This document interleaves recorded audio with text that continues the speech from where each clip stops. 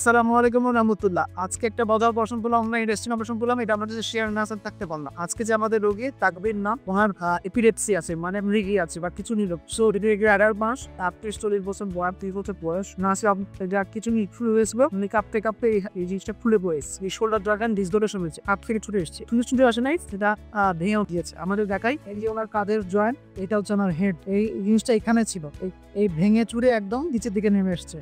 জ্বর খিচুনি শুরু হয়েছে, তখন ওনার এই কাপ থেকে যে জয়েন্টটা ছুটে এসেছে এবং ভেঙে গিয়েছে। এখন আমরা যেটা করলাম, এটা অপারেশনের মাধ্যমে কোনো ধরনের কাটাছিড়া ছাড়া জাস্ট ফুটো করে আমরা এই যে ভাঙা জায়গাটাকে একটা স্ক্রু দিয়ে বসে দিয়েছি এবং এই যে জিনিসটা যেন না পড়ে যায়, আগের পজিশনে বসিয়ে যেটা পেরেক দিয়েছি। এর সুবিধাটা কি হচ্ছে, এখন যেন নাড়াচাড়া না হয়। আর এই যে ছোট একটা টুকরা হাত ভাঙা ছিল, এটা একটা খুব জরুরি গুরুত্বপূর্ণ একটা হাত।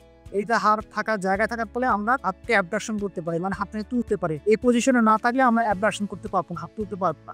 একে আবার বসিয়ে দিয়েছে। আগে করা হতো প্লাস্টার করে দেওয়া হতো, পজিশনে বসতো না, রোগী জোড়া লড়িয়ে যেত, কিন্তু হাত তুলতে পারত। এখন অত্যাধুনিক ভাবে যেটা আমরা করি, অবশ্য করে ফুটো করে একটা ব্রেক দিয়ে দেই, যার ফলে পজিশনে বসে থাকে এবং সে অ্যাবডাকশন ঠিক প্রায় 90 to 95% আগের মতো হয়ে যায়। সুতরাং এই জিনিসগুলো যেগুলো আছে, সূক্ষ্ম জিনিসগুলি আগে অনেক কিছু স্যাক্রিফাইস করা হতো, এখন অত্যাধুনিক চিকিৎসা ফলে এইসব চাল বেস করতে পারে না। এই জিনিসটা আমার সম্মতভাবে জানতে পারলাম। সকলকে